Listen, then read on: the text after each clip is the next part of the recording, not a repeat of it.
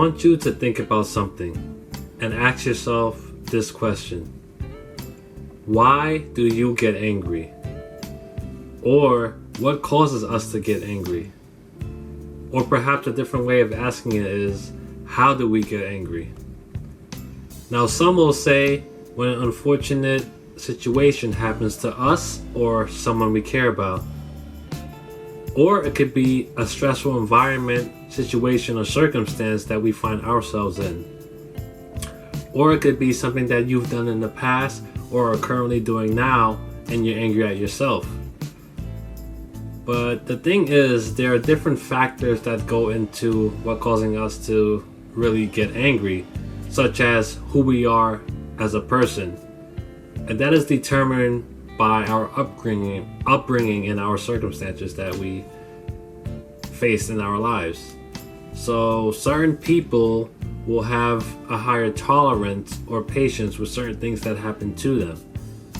For instance, you can have two people named John and Jim. They both live in the same town and they both take the same main road to work every day and deal with traffic. Now, John could get very angry in that same traffic, while that traffic doesn't affect Jim nearly as much as it does John. Or we've all been in this situation before where we've been in a restaurant and we've heard someone come up to the waiter or the cashier and they say something along the lines of their order was wrong and they would like to get a new order.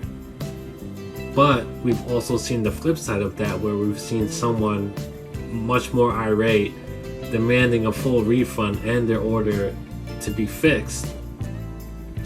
And it's basically the same circumstance, but you get two different reactions from two different people. Now, there's also something else that could affect our anger levels or what causes us to be angry, such as our physiological or psychological state. Now, that could be whether we're sleep deprived, currently angry at something else, we've experienced loss or heartbreak, or it could be other things like our emotional state where we're excited or happy, and whatever the thing is that may cause us to angry may not have as much of an effect in our current physical state of happiness or excitement. Now, putting all this information together, I've noticed a correlation between what causes us to get angry and what our expectations are. Failed expectations is what causes us to get angry. You see, we don't expect to get cut off in traffic in that moment. We don't expect to forget your charger on your way out your house in the morning. We don't expect to get disrespected by someone else, or to spend years of our lives doing something we regret, or to eventually end up hating your job one day or marrying the wrong person. You see, setting the right expectations is absolutely crucial to you realizing your long-term goals.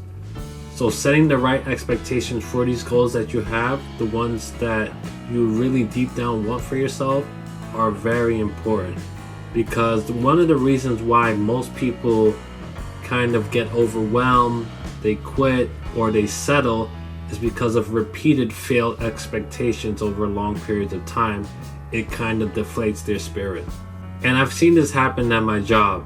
I had a coworker, one day she was talking about how the management have painted this bright picture of what this job would be like, and after working at it for a certain amount of time, she's talking about how it's not as good as what they expressed it to be like, and she was very upset with her job, the whole situation. And coming from someone else who's working at that same job, I don't have those same exact feelings that she have, and I feel like that reason why it is like that is because I set the right expectations coming into this job. So you have to really open your eyes and be aware of what's around you and pretty much life in general and what is to happen. A lot of people get excited before getting married, but if you look at the stats of marriages, more than half of marriages fail. Now, I'm not saying that you should be pessimistic or anything along those lines, but being aware of what you're getting into is crucial to keeping your happiness going and to not getting deflated or your spirits hurt by things that happen. You see, keeping your eye on the big picture, but also realizing what you're getting into and the challenges that will arise with you stepping into a new responsibility or something you have going for you, is your best chance at succeeding in what you want to do. That way your mind will be sharp and ready, and you'll be prepared to deal with what you have coming your way. So you don't get upset or deflated after you're doing something for a while and you eventually start to settle because your expectations haven't been what you thought they were. So with that being said, I hope you can take that from this video. Whatever you have going on with yourself, whatever next step or chapter you have in your life, set the right expectations so that going into it, your mind will be ready to deal with whatever's coming your way, and you won't end up like most people, settling or giving up. Alright, thank you for watching, and I'll see you in the next video.